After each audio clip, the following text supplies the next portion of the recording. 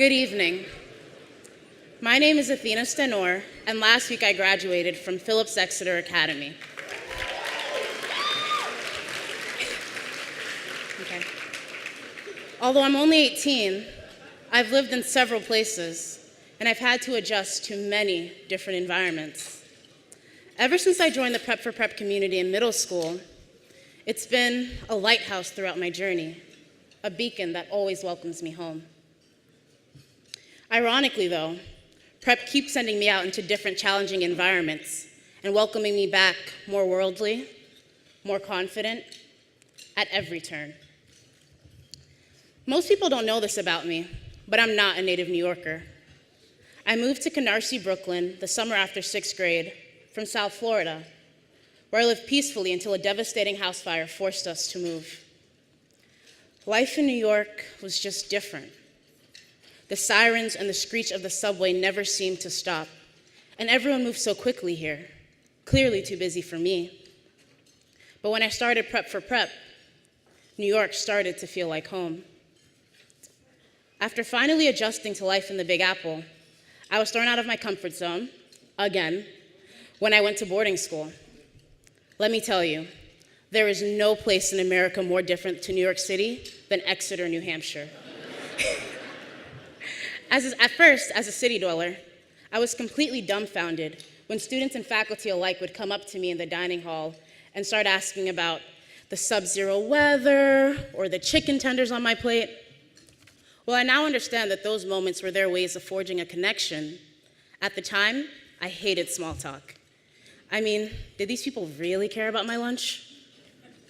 I mistakenly assumed that it was all just a formality, but luckily, my Prep for Prep contingent mates were there to reassure me and ease my transition. From there, I began to branch out and find my community in other places. I became president of the Afro-Latino Exonian Society, a role that cemented my love for activism. I found my voice through writing, eventually becoming an editor for my school newspaper. I fed my hunger for knowledge about topics ranging from astronomy to the psychology of witch hunts. While my intellectual curiosity earned me a place in the Cum Laude Society and the honor of being chosen as the student commencement speaker at my graduation, for me, the greatest rewards have always been the opportunities to study abroad. During spring break in 11th grade, I traveled to Cuba with a group of other students and faculty members. I reflected on Cuba's particular brand of communism, with propaganda of Che and Fidel printed on seemingly every public surface. But I was also forced to acknowledge its advantages, like free college tuition and universal health care. Visiting Cuba forced me to interrogate history, and it made me a more nuanced thinker. I started taking German classes. After I went from reading simple Grimm's fairy tales to Kafka and Goethe's original texts at Exeter, I braved a semester in Germany. Ein Land, das immer pünktlich und umweltfreundlich ist. Or, a country that is always punctual and environmentally friendly. While there were moments when I felt frustrated by the seemingly insurmountable language barrier, my time in Germany illuminated the commonalities that connect human beings across cultures. For my next stop, Prep is sending me to Marrakesh, where I hope to learn more about the Muslim perspective and religious tolerance.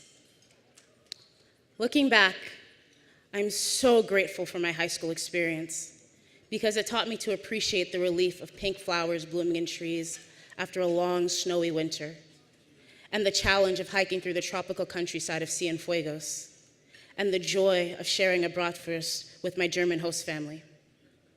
For a girl who started school at Exeter without ever having been on a plane, that means a lot. As I look ahead to the next stop on my journey, to study chemical engineering at Yale University in the fall,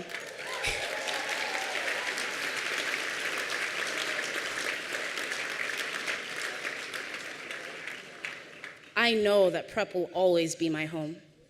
For that, I have your commitment to supporting young people of all backgrounds to thank.